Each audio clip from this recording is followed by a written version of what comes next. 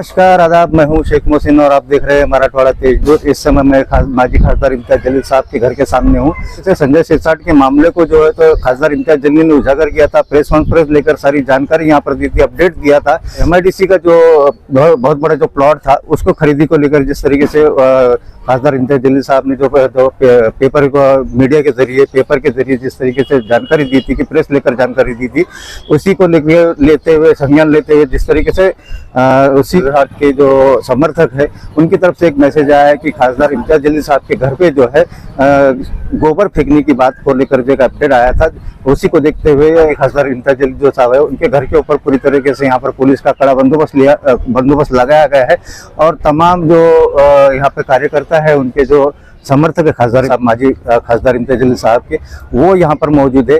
देखने वाली बात यह है कि अभी तक तो किसी भी प्रकार की यहाँ पर कोई घटना अभी तक नहीं हुई है, लेकिन यहाँ पर पुलिस का पूरा बंदोबस्त है, समर्थक यहाँ पर मौजूद है। लेकिन ये मामला अभी तक पूरी तरह से शांत है, अभी तक किसी भी तरह का कोई हलचल यहाँ पर नहीं हुई है। देखने वाली बात यह है कि जिस तरीके से जो बात कही गई थी कि इनके घर पे जो है गोबर फेंकने वाले थे, लेकिन इस घटना को क्या होगी या नहीं होगी, या मामला इसी तरीके से शांत रहेगा। देखिए, मुझे ये जानकारी नहीं भाई, जल्दी से, मैं इतना स्लो नहीं, अब आप ट्रांसफर करिए। मेरे को ये जानकारी मिली थी कि पुलिस ने बताया है कि कुछ संगठनाएं मेरे घर के सामने आकर वो आंदोलन करने वाले है करके। मैं उनका स्वागत करता हूं, अगर लोकशाही तरीके से डेमोक्रेटिक वे से वो आए मेरे घर के पास और उन्होंने अगर उनको कोई आंदोलन करना चाह रहे हैं तो मेरे खिलाफ नारेबाजी करे। लेकिन बताया गया है कि कुछ कीचड़ फेंकेंगे, कुछ गोबर लेकर आएंगे करके। तो ऐसी अगर कोई हरकत करेंगे तो ये समझ लेना क्या कि मैं भी कोई खामोश बैठने वाला इंसान नहीं हूँ। आप लोकशाही तरीके से बात करिए, मैं आपके साथ बात करूंगा। उसमें आप घटिया तरीके से आ जाएंगे तो मैं उससे ज्यादा घटिया तरीके के ऊपर उतर आऊंगा उसके अंदर। तो अच्छे तरीके से अभी भी यहाँ पे पहुंचने से पहले अपना दिमाग बना ले कि आप क्या करने के लिए आने वाले है करके। मैंने जो भी बताया हूँ, मैंने पूरे डॉक्यूमेंट्स के साथ है तो हर चीज दिया हुआ हूँ उसमें। और ये किस आधार के ऊपर कह रहे हैं कि बिन बुढ़ावे के कोई सबूत नहीं होने के बावजूद ये कर रहे हैं करके।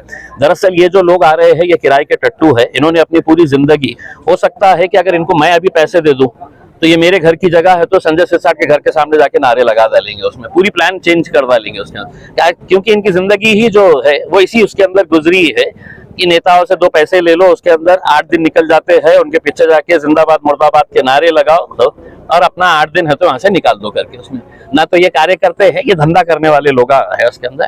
तो आए अच्छे तरीके से, मैं बात करने के लिए तैयार हूँ। लेकिन अगर टेढ़े तरीके से आएंगे तो तुम जितने टेढ़े है उससे 4 गुना टेढ़ा फिर मैं रहूंगा। आपके आरोपों के बाद संजय सिरसाट ने अभी तक के मीडिया के सामने आए हैं। ये संजय सिरसाट वो शख्स है जो हर रोज आपको सुबह अपने घर पे बुलाते हैं और सीरिया में क्या चल रहा है ये बताते हैं। फलस्तीन और इजराइल के बीच में अभी क्या चल रहा है उसके ऊपर है तो अपना ज्ञान बांटते हैं। डोनाल्ड ट्रंप और इलॉन मस्क के अंदर अभी क्यों झगड़े चल रहे हैं इसके ऊपर वो चर्चा करते हैं। देश का और दुनिया का ऐसा कोई मुद्दा नहीं है जिसके ऊपर ये ज्ञानी नेता हमारे जो है वो बात नहीं करते हैं। लेकिन जब मैंने उनके ऊपर कुछ आरोप लगाया तो कहते हैं कि नहीं, मैं 8 दिन के बाद है तो इसका जवाब दूंगा करके।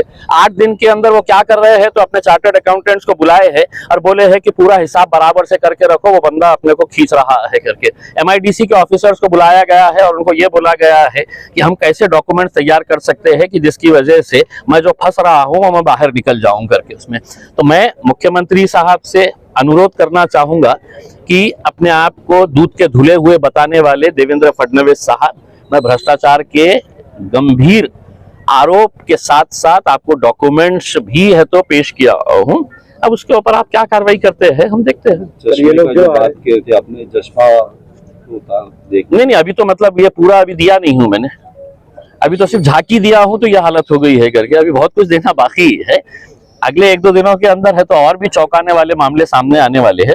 ये पूरा देने के बाद है तो फिर देवेंद्र फडणवीस साहब को एक चश्मा भेंट करूंगा कि साहब हो सकता है कि पढ़ने में देखने में दिक्कत आ रही होगी करके उसमें, तो ये चश्मा मैं आपको तोहफे के तौर के ऊपर भेजा। ये लोग आ रहे हैं प्रॉपर औरंगाबाद की पता नहीं है साहब, ये किराए के टट्टू है उसके पता नहीं है।